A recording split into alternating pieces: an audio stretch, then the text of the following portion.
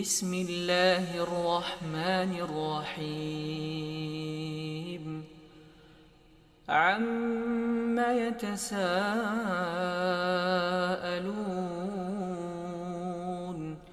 عن النبأ العظيم الذي هم فيه مختلفون كلا سيعلمون ثم كلا سيعلمون ألم نجعل الأرض مهادا والجبال أوتادا وخلقناكم أزواجا وجعلنا نومكم سباتا وجعلنا الليل لباسا وجعلنا النهار معاشا وبنينا فوقكم سبعا شدادا وجعلنا سراجا وهاجا وأنزلنا من المعصرات ماء ثجاجا لنخرج به حبا ونباتا وجنات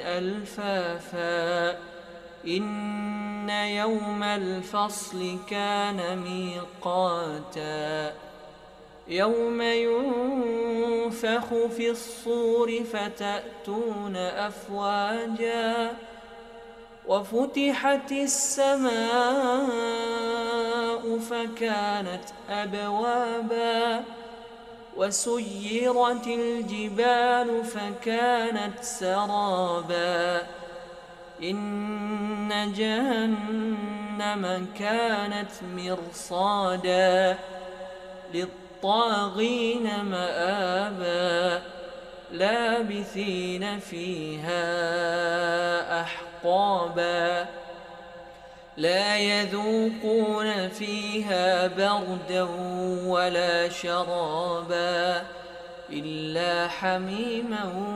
وغساقا جزاء وفاقا إنهم كانوا لا يرجون حسابا وكذبوا بآياتنا كذابا وكل شيء أحصيناه كتابا فذوقوا فلن نزيدكم إلا عذابا إن للمتقين مفازا حدائق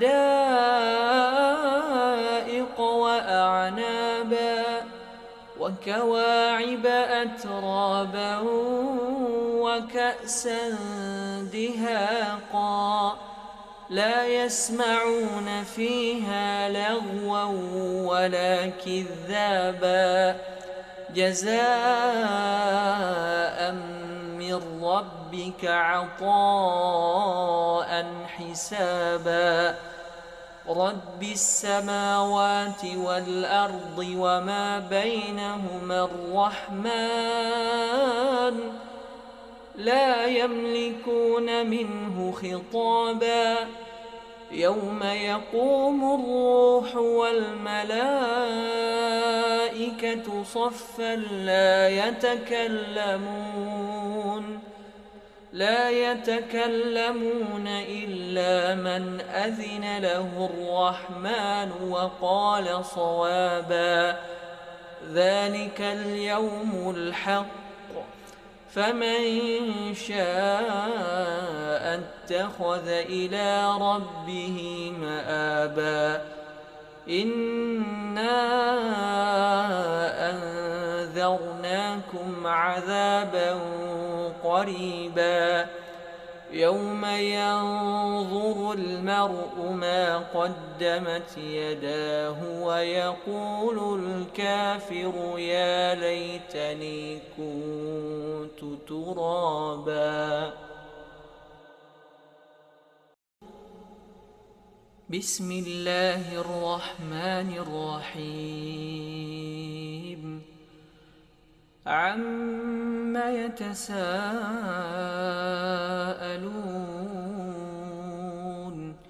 عن النبأ العظيم الذي هم فيه مختلفون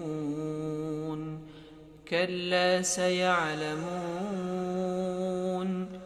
ثم كلا سيعلمون ألم نجعل الأرض مهادا والجبال أوتادا وخلقناكم أزواجا وجعلنا نومكم سباتا وجعلنا الليل لباسا وجعلنا النهار معاشا وبنينا فوقكم سبعا شدادا يا أيها الذين آمنوا توبوا إلى الله توبوا إلى الله توبوا إلى الله توبة نصوحا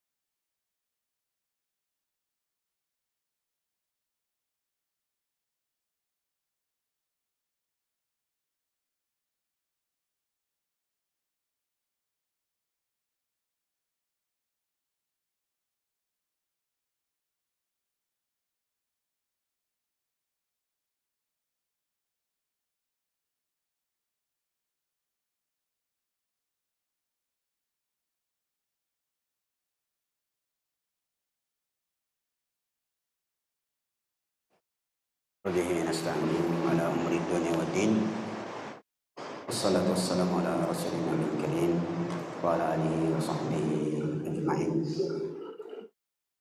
يقول ربنا تبارك وتعالى في محكم التنزيل وهو أصدق القائلين بعد أعوذ بالله من الشيطان الرجيم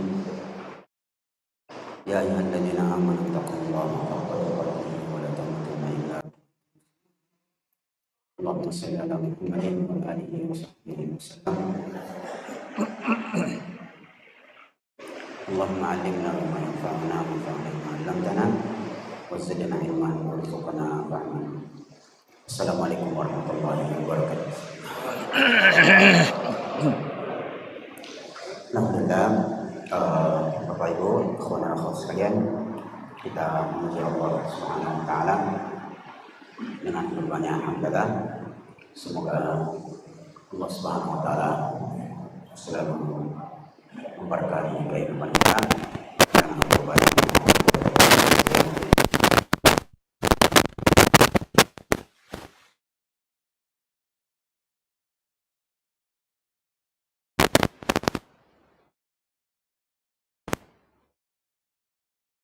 Ikhwan dan akhwat sekalian, insyaallah malam ini kita lanjutkan pelajaran pekan lalu tentang bab bertabarruk. Pertemuan yang lalu kita sudah jelaskan beberapa hal yang berkaitan dengan barakah atau berkah dari sisi definisinya dan juga jenis-jenis keberkahan. Insyaallah nanti kita jelaskan lebih rinci beberapa hukum yang berkenaan dengan meminta barakah. Kita baca kembali hadisnya, nanti kita akan mendapatkan beberapa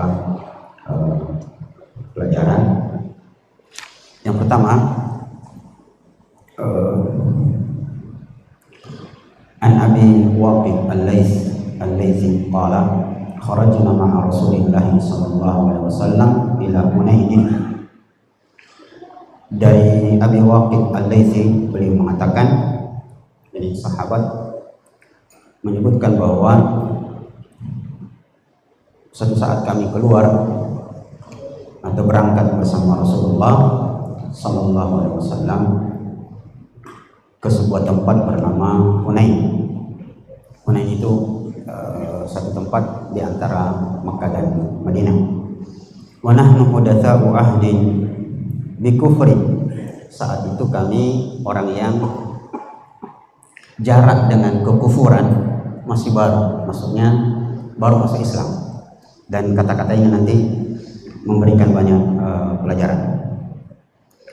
Walil musyrikin sidratun yaqufuna indaha.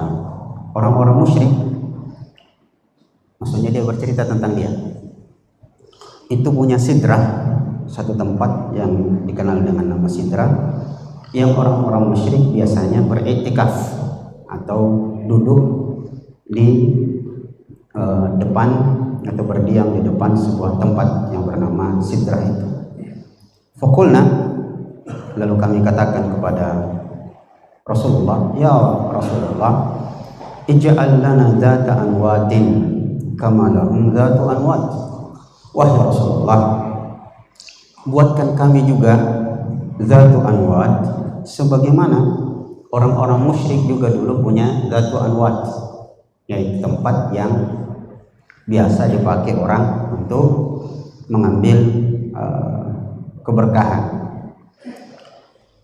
Faqala Rasulullah sallallahu alaihi wasallam, Rasulullah kemudian menjawab, Allahu akbar. Innaha as-sunan, sesungguhnya itu adalah sunan, maksudnya contoh. Kultum, itu yang kalian ucapkan. Walladzi nafsi biyadihi, demi jiwaku yang ada di tangannya. Kama qalat Banu Israil, yang demikian itu atau kalimatmu itu mirip dengan apa yang pernah diucapkan oleh Banu Israil kepada Musa alaihissalam. Ij'al lana ilahan kama lahum aliha. Wahai Musa, buatkanlah kami sembahan atau Tuhan sebagaimana orang-orang itu ya memiliki sembahan atau Tuhan yang disembahnya. Qala, berkata Musa, innakum qaumun tajhalun, sesungguhnya kalian adalah kaum yang bodoh.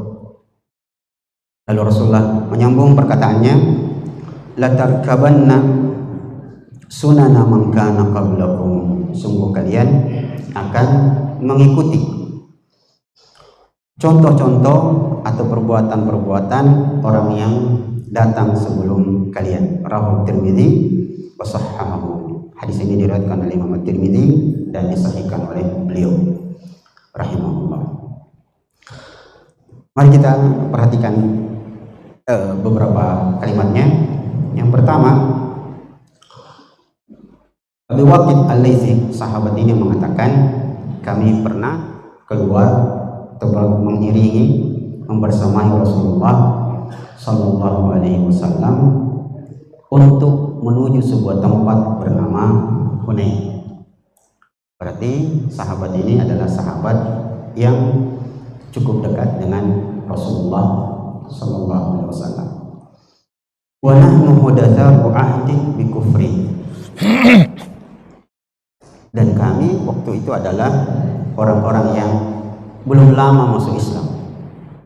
Kalimat ini Bapak Ibu ikhwan dan akhwat sekalian memberikan petunjuk kata para ulama kita bahwa bolehnya kita menceritakan masa lalu kita kepada orang lain.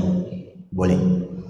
Kalau ditujukan untuk memberi pelajaran, memberikan pelajaran. Bapak memberitahu anaknya bahwa bapak dulu itu misalnya nakal, jahat.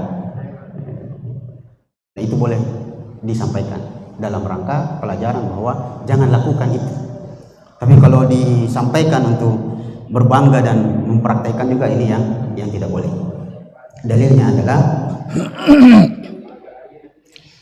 di surah surah An-An'am, faqasusil qasasa la'allahum yatafakkarun. Ceritakanlah, berikanlah kisah-kisah kepada orang-orang, mudah-mudahan dia mendapat pelajaran dari kisah itu.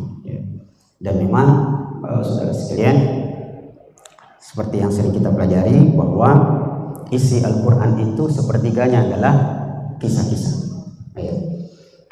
Dan memang ada beberapa perintah dalam Al-Quran, Allah sendiri memerintahkan nabinya, dan itu berarti untuk kita untuk menceritakan kisah-kisah dengan syarat kisah itu diceritakan dengan benar, ceritakan dengan benar. Di surah Al-Maidah, watlu alaihim naba bani adama bil haqq, dan bacakanlah wahai Muhammad kisah tentang dua anak Adam, tapi dengan syarat, dengan cerita yang benar. Jadi boleh menceritakan kisah-kisah tertentu, tapi hendaknya cerita itu bukan cerita bohong, bukan cerita yang sengaja dibuat-buat, apalagi sudah sengaja dibuat-buat, dia bohong dan tujuannya untuk membuat orang tertawa, bahaya. Rasulullah SAW bersabda, wailun liman kadzaba liyudhikan nas. Celakalah seseorang, dan itu wail, bahaya. Berarti sebagian ulama mengatakan kalimat wail itu artinya ancaman kecelakaan. Wail juga bermakna ancaman neraka wail. Celakalah seseorang jika dia menceritakan atau bercerita dan dia bohong, tujuannya supaya orang tertawa. Bagaimana nasibnya itu pelawak nih? Terutama yang stand up comedy. Saya biasa nonton stand up comedy, tapi saya perhatikan bahaya. Kalau di Sulawesi Selatan ada Pak dulu. Saya tidak tahu apakah acara itu masih ada di radio. Ada acara itu namanya Pacarita. Itu sengaja dibuat-buat untuk bikin orang ketawa. Saya pernah satu kali dengar dan saya pernah nelpon langsung, bilang tolong jangan bawa-bawa agama di situ, bahaya. Dia melecehkan masalah agama yang banyak sekali Pak cerita yang bermasalah. Jadi tidak boleh bercerita bohong untuk membuat orang tertawa. Cuma sayangnya ada di antara orang-orang yang mengaku sebagai ustadz,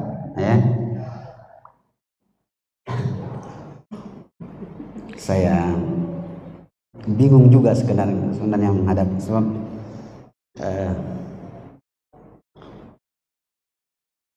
dia bilang tidak apa-apa kita membuat orang tertawa. Bukankah Nabi SAW bersabda bahwa idkhalus surur fi qulubil mu'minin sadaqah, memasukkan rasa senang, rasa bahagia ke hati orang-orang beriman itu bagian dari sedekah. Hebat juga. Dan itu didengar orang. Kenapa? Karena dia public figure. Dan disinilah, minta maaf ini saya bicara sedikit belok-belok, saya hantam sana sini soal. Begini Bapak Ibu saudara sekalian, tidak apa-apa ini keluar, minta maaf sekali lagi orang. Ada satu fenomena bentuk keberagamaan masyarakat kita di Indonesia ini sedikit aneh, bahkan sangat aneh. Apa itu? Bahwa masyarakat kita itu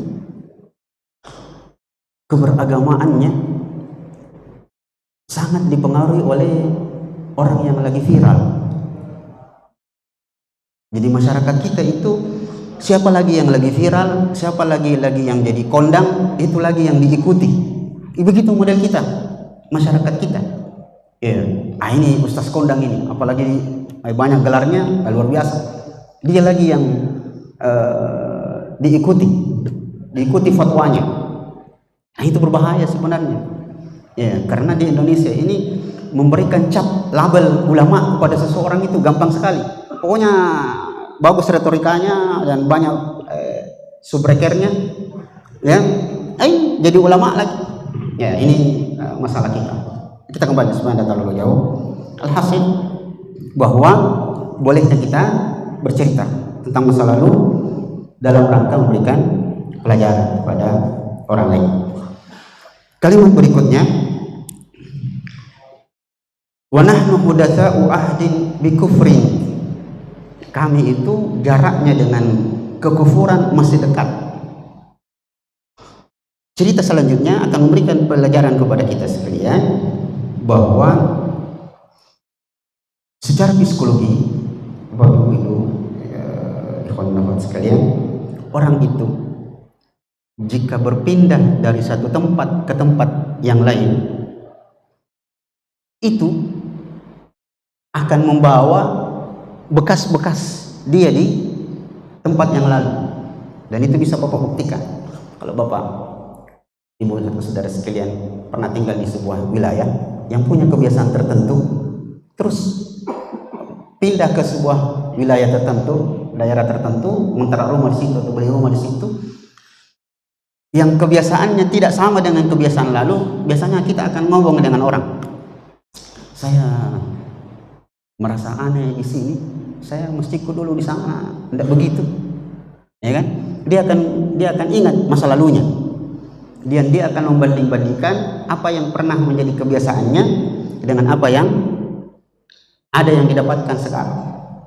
Ya, itulah sebabnya salah satu hal yang membuat kebanyakan saudara-saudara kita yang katanya hijrah itu gampang mundur kembali, ya, karena ketika dia pindah dari satu wilayah ke wilayah berikutnya, dia masih bawa-bawa kebiasaannya, lalu di wilayah itu dia tidak dapatkan pembinaan yang istilahnya tidak ada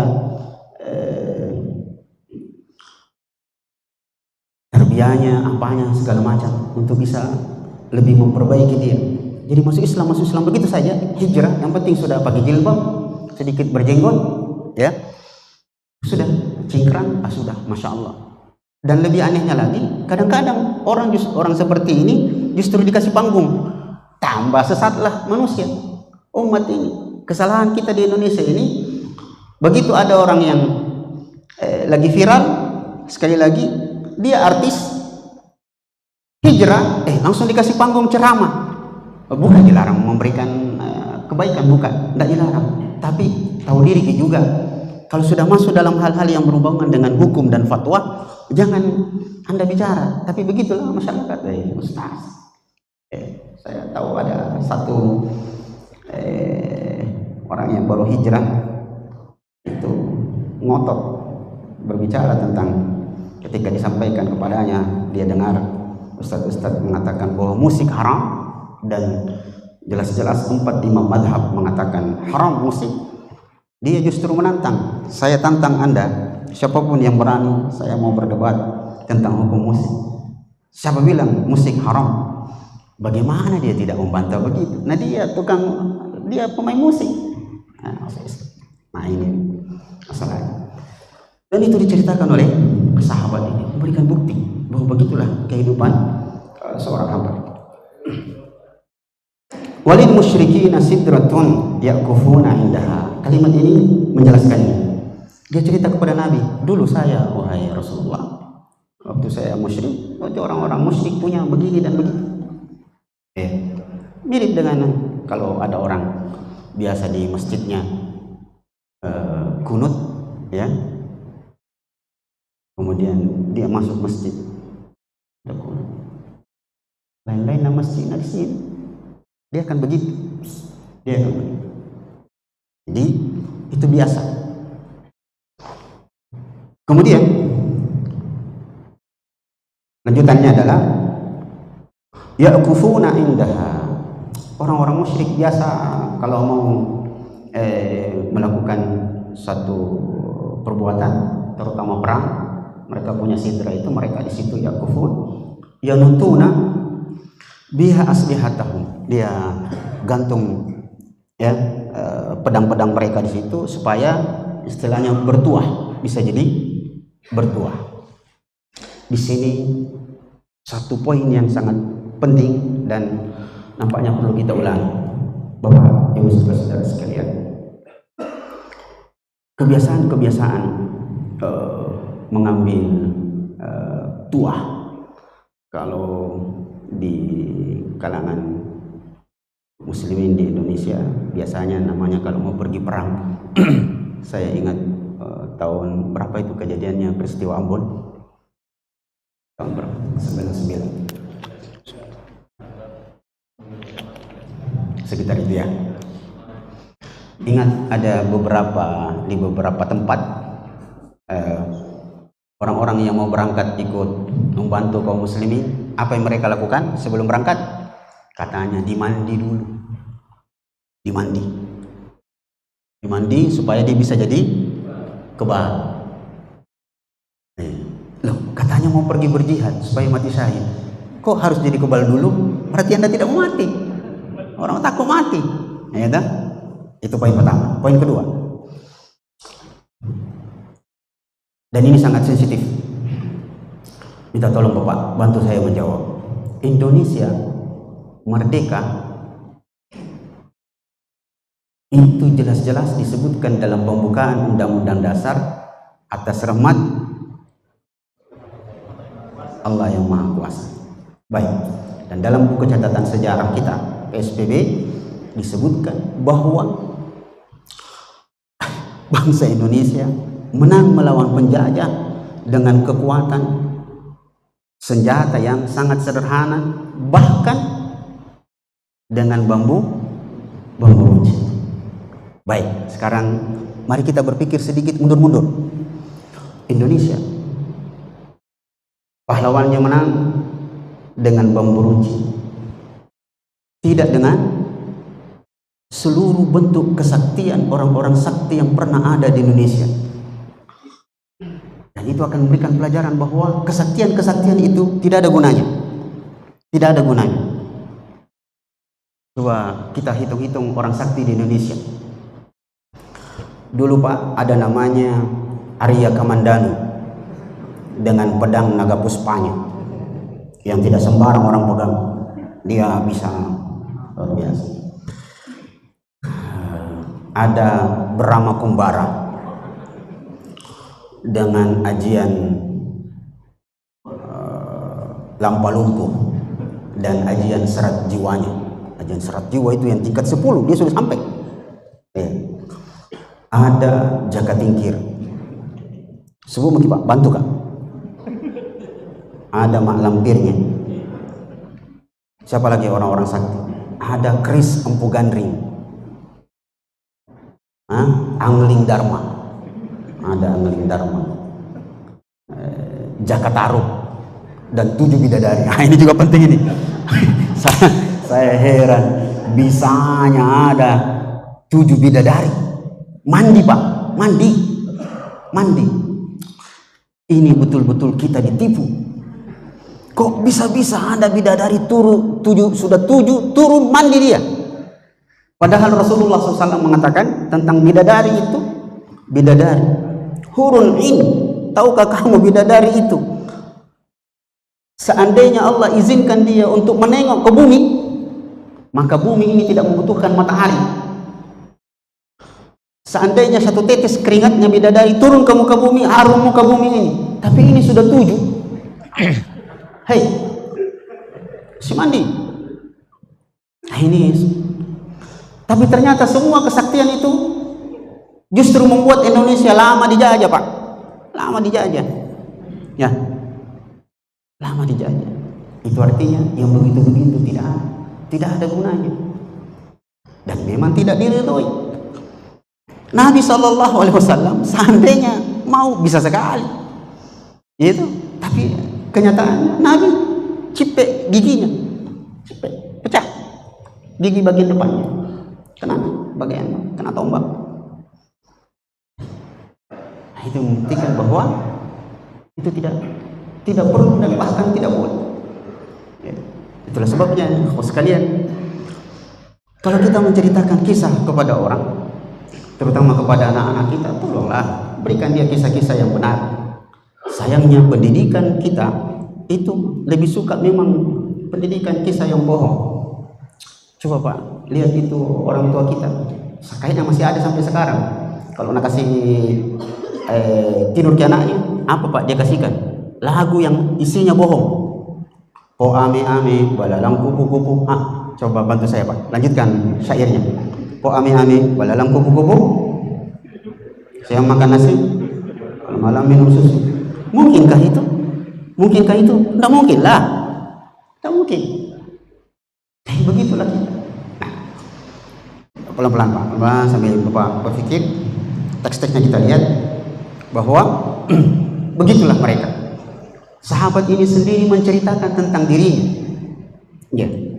Lalu dia mengatakan, wahai Rasulullah, begitu orang musyrik dulu kalau mau pergi perang gantung dulu supaya dia bertuah. Ya, supaya kalau tak lempar orang. Dan ternyata ilmu kasih lempar orang begitu sudah dipecahkan oleh pesulap merah. Untung juga ada pesulap merah, saya ternyata begini, ternyata ya. Padahal saya juga dulu sedikit percaya bahwa betul-betul bisa orang dijahit Pak. Ada orang yang pernah menjahit orang kena kanker atau apa, katanya dia jahit tanpa apa itu, tanpa alat, tangannya saja masuk, selesai. Baru dia kasih pindah penyakit ke binatang, ke kelapa lah, apalah segala macam. Ya, sahabat ini mengatakan, tolong buatkan kami yang begitu juga, wahai Rasulullah. Apa kata Rasulullah? Allahu Akbar. Allahu Akbar. Di sini kata para ulama, salah satunya adalah Syekh Saleh Ali Syekh, mantan Menteri Agama Saudi Arabia, mengatakan bahwa takbirnya Rasulullah SAW ini sebenarnya menjadi sunnah ketika kita merasa takjub, maka salah satu sunnahnya adalah mengucapkan takbir Allahu Akbar. Jadi sunnah Bang, kalau kita ada sesuatu yang kita takbir Allahu Akbar. Kalau yang umum orang katakan Masya Allah, Masya Allah. Tapi nampaknya perlu dicek kembali. Allah Subhanahu wa taala berfirman di surah Al-Kahfi, laula dakhalta jannataka qulta masya Allah la haula la quwwata illa billah. Ketika engkau masuk ke dalam kebunmu lalu mengatakan Masya Allah. Dan nanti kita cek kembali apakah memang Masya Allah juga adalah kalimat yang diucapkan ketika kita merasa takjub. Alhasil hadis ini teksnya menunjukkan bahwa Rasulullah ketika takjub, jadi bukan marah, Rasulullah tidak marah, ya, sekalipun sebagian riwayat memberikan petunjuk bahwa waktu itu Rasulullah marah, Allahu Akbar, sambaran tongan. Tapi Rasulullah kemudian menggunakan kalimat yang indah, Allahu Akbar, lalu kemudian diganti. Kalau seperti saya dikasih begitu, sambaran nena bawon, jamu kau baru masuk Islam baru sambaran tongan. Ternyata tidak. Rasulullah mengajar kalimat yang lebih indah, Allahu Akbar, lalu beliau mengatakan innaha las-sunnah. Itu adalah sesuatu yang pernah dilakukan orang-orang terdahulu dan ternyata pernah dilakukan oleh Banu Israel. Banu Israel sedikit agak panjang, Bapak saudara sekalian izinkan. Banu Israel itu artinya anak-anak Israel. Israel itu nama orang. Israel itu nama orang, yaitu nama lain dari Yakub alaihissalam. Jadi Yakub itu bapaknya Yusuf, nama lainnya adalah Israel berdasarkan ayat masih di surah Al-Imran kayak ini. Kullu ta'ami kana hillal li bani Israil illa ma harrama Israil ala nafsi. Semua dulu makanan halal untuk Bani Israel kecuali apa yang dia haramkan untuk dirinya. Maka Israel itu adalah nama orang, yaitu Yakub alaihissalam. Kemudian salah satu keturunannya disebutkan kalau tidak salah anak tengahnya itu bernama Yehuda, yang kepadanya lah ya salah satu riwayat dinisbatkan kata Yahudi, sekalipun Yahudi itu punya banyak asal kata. Yahudi itu bisa asal katanya dari kalimat yatahawwad. Begini Pak, yatahawwad. Orang Yahudi itu kalau baca kitabnya dia berada di tembok ratapan, dia begini. Itu namanya yatahawwad. Makanya dinamakanlah dia Yahudi. Nah, itulah sebabnya sebenarnya perlu diingatkan anak-anak kita yang menghafal Quran itu supaya tidak terlalu menggoyangkan badannya. Sekalipun memang asik. Kalau orang lagi hafal Quran lalu dia asik, alhamdulillah begitu. Tapi sebenarnya sebaiknya dia tidak lakukan. Karena itu tasyabbuh kepada orang-orang Yahudi. Jadi itu Yehuda anak, kalau saya tidak salah anak tengah, karena ternyata Yakub punya istri 4, dan masing-masing punya anak, di mana yang lainnya yang telah meninggal duluan adalah mamanya Yusuf dan Bunyamin. Kama qalat Banu Israel li Musa, sebagaimana Banu Israel, keturunan Israel kepada Musa alaihissalam dulu mengatakan ij'al lana ilahan kama lahum alihah, wahai Musa, jadikanlah untuk kami sembahan sebagaimana orang-orang itu punya sembahan. Lalu Musa mengatakan, innakum qaumun tajhalun, kalian ini adalah umat yang bodoh. Kenapa begitu? Kayaknya kasar ya. Memang karena Musa itu punya keperawakan yang sangat kuat ya, maka kadang-kadang kalimatnya kalau didengar sederhana, ngerinya caranya bicara. Beda dengan Rasulullah mengganti kalimat. Kemudian Rasulullah ingatkan kepada kita semua dengan mengatakan latarkabunna sunana man kana qablakum, sungguh nanti kalian juga akan melakukan ya, mengikuti pola hidup orang-orang yang pernah datang sebelum kalian. Jadi ini yang diingatkan oleh Rasulullah, jangan sampai kita jatuh dalam perbuatan-perbuatan yang mengikuti ya orang-orang yang tidak sejalan syariatnya dengan kita. Alhasil kita lihat ada sabda Rasulullah di sini, beliau mengatakan walladzi nafsi biyadihi. Rasulullah bersumpah, itu artinya bahwa boleh bersumpah jika dibutuhkan. Boleh bersumpah untuk sesuatu jika dibutuhkan. Salah satu kebutuhan sumpah itu adalah untuk memberikan penegasan. Jadi boleh bersumpah untuk memberikan penegasan, tetapi dua hal yang perlu dipahami dalam bersumpah. Yang pertama, hendaknya bersumpah ya dengan nama Allah.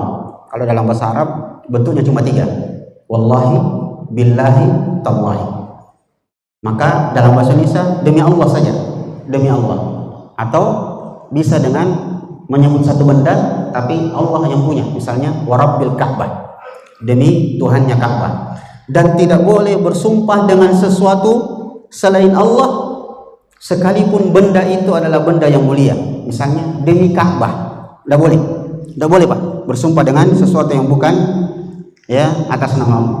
Apalagi kalau bersumpah demi cintaku padamu, tidak boleh. Itu Pak kalau didengar kayaknya biasa gitu stas, padahal itu adalah kalimat yang berbahaya dalam masalah demi cintaku padamu ya. Apalagi kalau sudah disambung, aku tidak bisa hidup tanpa kau. Oh, bahaya. Anak-anak sekarang mengucapkan kalimat-kalimat yang dia sendiri tidak paham, padahal itu sangat berbahaya. jangan putuskan saya akan melakukan apa saja. Kalau perlu saya sujud, baik sujud, minta dia. Kalau perlu saya sujud di hadapan, ini adalah sesuatu yang berbahaya, dan itu dianggap biasa karena sesuatu yang diucapkan terus, ya, dicontoh-contoh terus, itu berbahaya. Dia akan menjadi sebuah kebiasaan. Ini penjelasannya. Berapa menit lagi? Ya, sudah 12 menit. Oh ya, begitu. Baik, minta maaf saya. Nah, sekarang poin berikutnya kita kembali bahwa ke babnya adalah bab tabarruk bi syajaratin aw bi hajarin wa nahwihima. Sebenarnya ada kalimat yang terputus, sengaja dihilangkan. Ma hukmuhu, apa hukumnya bertabarruk, meminta-minta berkah, ya, kepada pohon, kepada batu dan yang sejenisnya. Jawabannya syirik. Nah, sekarang syiriknya terbagi dua. Dia bisa menjadi syirik besar dan dia bisa menjadi syirik kecil. Kapan dia menjadi syirik besar? Kalau dia meyakini bahwa benda itu betul-betul memberikan keberkahan, manfaat dan menolak mudarat kalau dia gunakan, atau kalau dia datang ke situ memintanya. Itu syirik besar karena keyakinannya sudah ke situ. Adapun kalau dia sekedar datang ke situ tapi keyakinannya adalah semua yang memberikan adalah Allah, hanya ini adalah pengantar saja, penyebab, maka dia syirik kecil. Tetapi itu pun berbahaya kalau dia kemudian terus-menerus melakukan itu, karena nanti ya hatinya akan condong ke situ, maka dia akan merasa yakin. Itulah sebabnya kenapa Rasulullah SAW ketika menyebutkan ada di antara umatku nanti yang akan masuk surga, dan kayaknya babnya sudah disebut oleh Ustaz, 70.000 umatku akan masuk surga tanpa hisab dan tanpa adab, ya. Salah satu syaratnya la yastarkun. Kalau mau masuk surga bebas tes, salah satu syaratnya adalah la yastarkun, tidak suka minta di ruqyah. Apa dilarang ruqyah? Minta ruqyah boleh minta di ruqyah, tetapi jangan sedikit-sedikit sakit minta di ruqyah, sedikit-sedikit minta di ruqyah. Kenapa? Hasilnya nanti dia akan lebih condong dan lebih yakin kepada ustadz yang meruqyahnya. Saya minta di ruqyah ustaz. Ayo, boleh. Sakit apa ki? Tapi tolong nih yang ruqyah saya Ustadz Anu. Saya tidak mau kalau bukan yang itu. Nanti ya keyakinannya akan ke situ. Makanya Imam Ahmad mengajar satu teknik komunikasi yang sangat baik untuk menghilangkan ya syubhat dalam hati seorang manusia. Pernah ada ibu-ibu datang bawa anaknya kepada Imam Ahmad. Ibu ini mengatakan, wahai Imam, anakku sakit kodong, tolong doakan dia. Biasa ulama punya firasat yang kuat. Ya, ini bahaya ini kalau sering-sering begini. Imam Ahmad mengatakan, irji' ila baiti, pulanglah ke rumahmu, sesungguhnya kau tidak membutuhkan doaku. Terus bagaimana Imam? Kau pulang ke rumahmu, kau minta doa kepada Allah, insya Allah dalam waktu yang tidak terlalu lama anakmu akan sembuh berkat doamu. Dia tidak tahu kalau ibu itu ketika pulang ke rumahnya minta doa kepada Allah, Imam Ahmad juga pulang ke rumahnya mendoakannya. Apa yang terjadi? Ibu itu berdoa, dalam waktu yang tidak terlalu lama anaknya sembuh. Maka keyakinannya kepada Allah semakin besar. Apa dibilang? Alhamdulillah, ternyata saya tidak membutuhkan doanya Imam Ahmad. Kalau bahasa sederhananya kalau kita, alhamdulillah, hebat tuh jadi doa aku dia sembuh. Itu sebenarnya dia tidak tahu kalau Imam Ahmad pulang juga ke rumahnya mendoakan anak itu supaya cepat sembuh. Itu intinya sebenarnya. Maka jangan sampai kita membawa hati kita, kecondongan hati kita kepada sesuatu yang dilarang oleh agama ini, karena akibatnya akan berbahaya. Yang berikutnya berkenaan dengan berkah, seperti telah kita jelaskan, bahwa berkah itu macam-macam. Ada berkah yang berhubungan dengan waktu, dengan tempat, dengan benda, kemudian dengan tubuh seseorang, ya, dan yang berhubungan dengan amalan. Kalau kita ringkas, kita buat jadi dua, maka kita akan dapati bahwa berkah itu pertama berhubungan dengan zat, baik itu tempat, ya, benda dan seterusnya, dan ada yang berhubungan dengan, ya, anak Adam, manusia ini. Dan manusia ini yang berhubungan dengan tubuh dan amalan. Adapun berkah yang berhubungan dengan tubuh itu cuma ada pada tubuh para nabi. Berkah itu cuma ada pada tubuh para nabi, terutama Nabi SAW, mulai ujung rambutnya sampai ujung kakinya itu penuh dengan keberkahan. Bahkan bekas-bekasnya, ya, itu membawa keberkahan. Sampai diriwayatkan dalam hadis yang sahih bahwa adalah para sahabat itu kalau melihat Nabi sementara berwudu, mereka berebut, sampai disebutkan dalam kalimatnya itu yaktatilun, pokoknya berlomba berdesak-desakan hanya untuk bisa dapatkan sedikit dari sisa wudunya Nabi, saking berkahnya, ya, bekas-bekas tubuh dari Nabi SAW. Dan itu pun cuma dilakukan oleh para sahabat ketika Nabi masih hidup. Setelah meninggal tidak ada lagi yang melakukan itu, dan tidak ada lagi sahabat tabi'in yang datang kepada Abu Bakar minta supaya diusap-usap tangannya supaya dapat berkah. Inilah inti sebentar yang saya ingin sampaikan, bahwa sekali lagi yang berhubungan dengan tubuh manusia yang berberkah hanyalah tubuh para nabi. Adapun manusianya secara umum yang berberkah adalah amalannya. Sebagaimana disebutkan dalam riwayat, orang-orang mengatakan mahadihil barakatu ya Abu Bakar, wal maksudu bihi barakatul amal, amalan soleh. Maka saudara sekalian,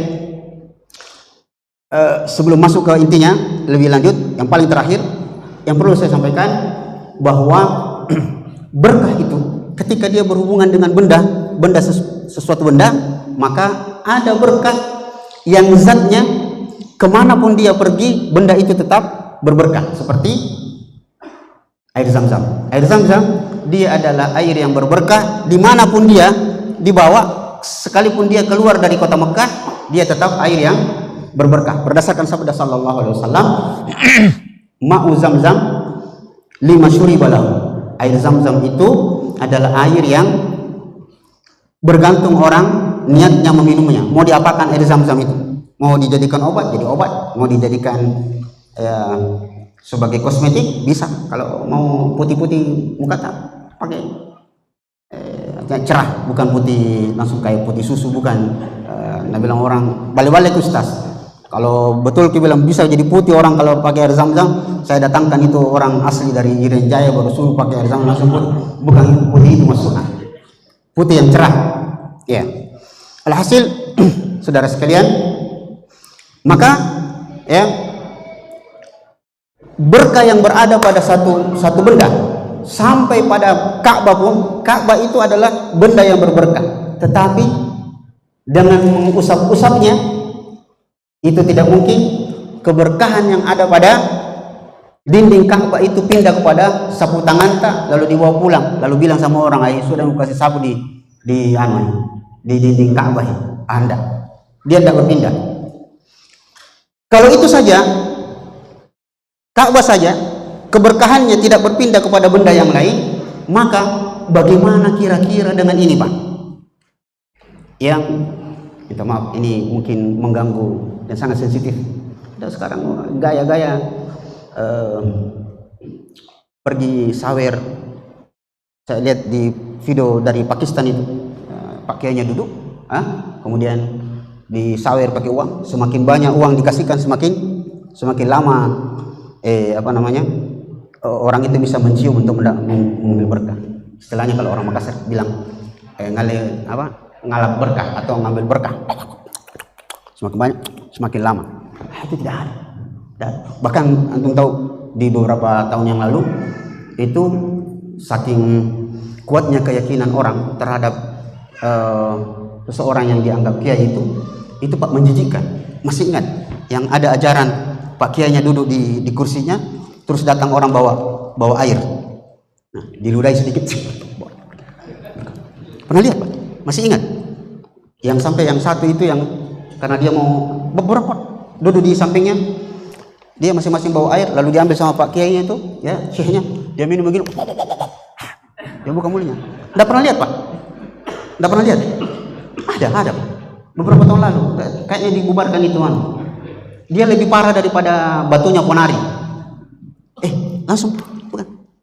Saya waktu tinggal di Bogor, saya 2 tahun lebih tinggal di Jawa Barat. Ada teman saya bawa mobil, dia orang Timur pakai jubah, terus dia bilang, Ustaz Irwan, ntar lihat kita di lampu merah setelah tol Ciawi, ntar lihat aja orang pada pegang tangan saya sebentar. Kenapa? Sudah, tampang saya tampang Arab kan? Iyalah, mancung hidungnya segala macam, nggak bawa mobil. Itu penjual tahu Sumedang itu, bip,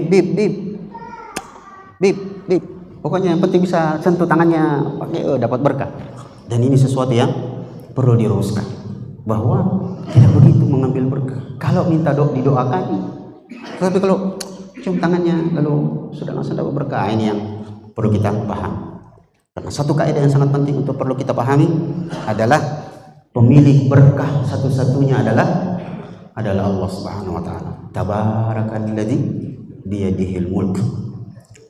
Dalam firman yang lain tentang Isa alaihissalam, beliau mengatakan wa ja'alani mubarakan aina ma kunt.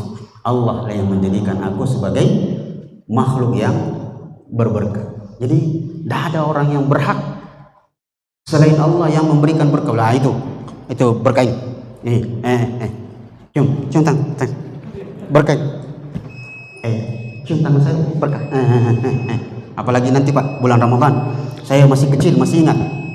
Saya tinggal di Latimojong, saya besar di Latimojong itu. Itu kalau sudah 10 malam terakhir Ramadan, itu di hari ke-27 atau hari 29 nanti ada datang bapak-bapak pakai jubah putih, pakai sorban putih. Itu kami kalau dia sudah masuk di lorong di Latimojong itu, saya tinggal di Latimojong 3 dulu, masuk di situ berteriak sudah ibu-ibu, mama-mama. "Oi Wang, kemana kau? Itu si Cipako. Cium cepai, pakai itu Cipako, cium tangan berkah. Orang dapat Lailatul Qadar tadi malam itu. Dapat Lailatul Qadar tadi malam. Siapa yang bisa tentukan bahwa dia Lailatul Qadar? Putih baju nah. Yang kulit suruh cium. Kita anak-anak suruh cium. Nah ini hal-hal yang perlu kita pahami dengan baik, bahwa kaidah ini sangat penting. Yang pertama, bahwa pemilik keberkahan cuma Allah Subhanahu wa taala, dan yang kedua adalah laisa syai'un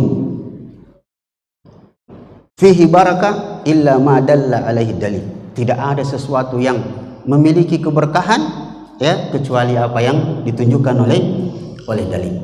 Supaya kita bisa hidup dengan tenang, tidak terlalu gampang dibodoh-bodohi. Pokoknya kalau sudah tanja Arab, pokoknya sudah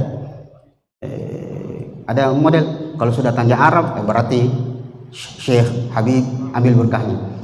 Ada juga golongan pokoknya kalau dia berbahasa Arab berarti dia hadis. Ada kelompok manusia saya kenal di Indonesia, pokoknya kalau sudah berbahasa Arab itu berarti hadis. Ada kisah, kasih saya 2 menit supaya agak jelas. Ada teman saya sekarang tinggal di Surabaya, itu jemput keluarganya haji. Sudah itu keliling, dia dibawa keliling di pasar, masih awal 2000-an, keliling. Beli dia radio karena dia tertarik dengan radio yang ada di Saudi. Dia tidak tahu bahwa itu buatan Jepang. Putar. Setiap pulang dari Masjidil Haram dia buka gelombang radio, cuma 2 isinya. Kalau bukan mengaji, ceramah. Nah, ini radio asli. Sekalinya pulang ke rumahnya, Dia putar lagi, kenapa ini tidak ada yang seperti di Saudi? Ada radio palsu ini. Sekalinya ada lagu dulu Pak, ada lagu Mesir itu terkenal sekali. Lagunya berjudul Magadir. Magadir itu lagu cinta. Tapi karena dia menganggap bahwa semua yang berbahasa Arab itu lagu bagus lah, banyak radio gue. Ini dia masalahnya. Bahkan ada satu golongan masih hidup, golongan itu sekarang. Pokoknya semua yang berbahasa Arab hadis. Pokoknya hadis. Siapa bilang tidak ada istilah hadis palsu? Pokoknya dia bahasa Arab itu hadis. Itu masalah. Semua yang berbahasa Arab adalah hadis. Akhirnya datanglah orang yang dipototoi oleh dia. Sampai disebutkan bahwa kalau belajarlah bahasa Arab wahai saudara-saudaraku. Sebab kalau engkau bertengkar dengan istrimu, ya, kau bisa bertengkar dalam bahasa Arab dan nanti tetanggamu akan menganggap kau lagi baca doa. Sallallahu alaihi Muhammadin. Assalamualaikum warahmatullahi wabarakatuh. Ya